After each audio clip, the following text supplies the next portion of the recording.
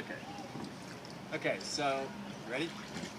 It's part 5 of the stroke drill series. We're going to work on the bow draw. And the bow draw is where you have stepped up from somebody that used a backstroke to turn the boat. You actually use something that's more positive. I actually rank paddlers in 3 tiers. The first tier are those people that use backstrokes to turn the boat. The second tier are actually those people that use more positive type strokes like a bow draw. You know, a bow draw is like this, right? But you're usually moving forward. And then the top tier are the people that can actually do 3 strokes in one, a combination stroke. For example, in slalom, we do a stroke called a Murano turn. It's where we actually do a back sweep, backstroke, C-stroke, out. So you've done 3 strokes in one pass of the paddle. So that's, to me, the highest tier of people that can actually be very dexterous with their paddle. Okay, so the bow draw. Remember the 4 B's: boat, body, both hand, blade angle. Boat tilt. Boats like to spin best when they're flat. Now on a bow draw, we usually tilt a little bit to the outside of the turn just to get our stern under, to shorten up the water line so the boat will spin faster. Big pivots are fancy, but a light pivot can be very useful. Body rotation. We're going to rotate a lot within the stroke. And then path of both hands. The top hand is going to go over the bottom hand. It's kind of like you're running at a post, a fence, or a stop sign, grabbing it and spinning around it. That's kind of the analogy I like to use for that. And then the blade angle. The blade angle is not opened all the way forward because that stops the boat too much. It's actually usually about 45 degrees, and we put it in at our hip instead of the bow. It's kind of a misnomer saying that it's a bow draw. It's only because we pull it in toward the bow a little bit, maybe about our shin area, and then we turn it into a forward stroke usually. So let me show you what that looks like. Okay, so we'll paddle along, put it in the hip, pull it forward, and then turn it into a forward stroke to start going back. Now I have to mention this.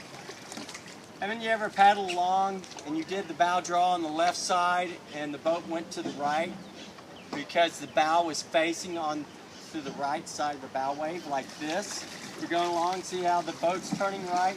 I put the bow draw in at my left, broke that paddler's box rule, and then finally it came around.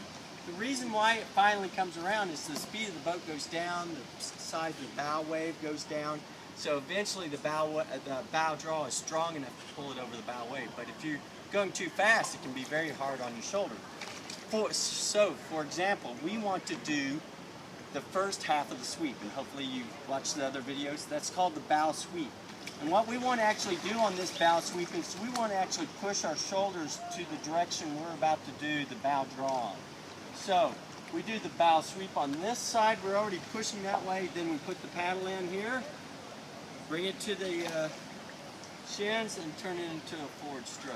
So we want to make sure that turning momentum's going over the bow wave. We do that by doing the second B, I guess. In this example, we're actually, when we start doing the bow sweep, before we do the bow draw, we actually want to push our shoulders that way. The reason why we don't want to follow it into a stern draw, it takes a long distance to get back around to do our bow draw. So we're going to keep the boat flat once we put the boat under the water just a little bit, because boats like to spin best flat because they're basically an upside down airplane. Okay? That's a lot of information there. Bow sweep, bow draw, turn it into a forward stroke. Very positive, right? When we compare it to a reverse stroke, right? A reverse stroke sends us away from where we want to go, and especially in polo, we want to go back toward the ball.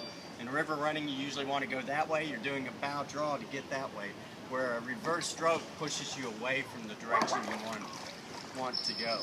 So, boat tilt, flat, it's a good way to look at it. Good pressure on the knees.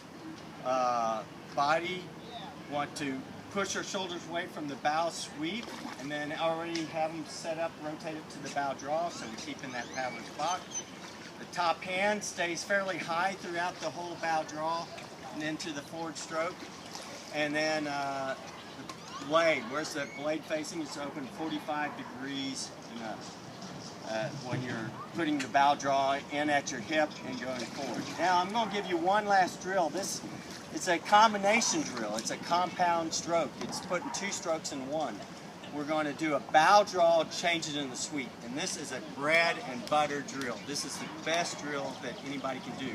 And what I want you to do is look at the 4 Bs that I'm doing, and I'm going to do a bow draw on one side and then turn it into the sweep. But more importantly, watch the 3rd B, the path of my top hand. Notice the transition where that top hand goes from the bow draw and changes it into a sweep. It's going to be weaving a line, kind of like that 10 to 2 drill you already learned. So it's very similar to that. Okay, so what we're going to do is do a bow sweep, bow draw, change it into a sweep. Bow draw, change it into a sweep. Bow draw, transition that top hand. Transition that top hand. Transition that top hand. Transition that top hand. Transition that top hand. Okay, let me do it coming back at you. So I point it roughly about 10 o'clock. Bow sweep, bow draw, top hand, switch. See how it kind of goes down low for a second, then it comes back at the stern draw. So it's bow sweep, stern draw. Actually, I'm doing a full-on sweep too. I'm going to a stern draw. Bow sweep, bow draw to sweep. Sorry, kind of got messed up on the comment. So do a bow draw, bow draw, change it into a bow sweep, and then you maybe even could put a stern draw on. And I think I was doing that more than just doing the bow sweep.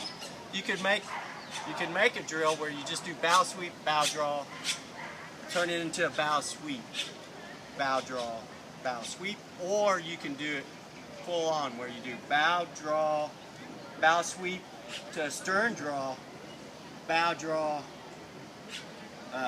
bow sweep to a stern draw, or a full-on sweep. Let's call it an ideal sweep when you do both the bow sweep and stern draw.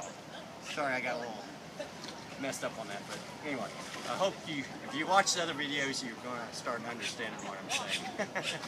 All right.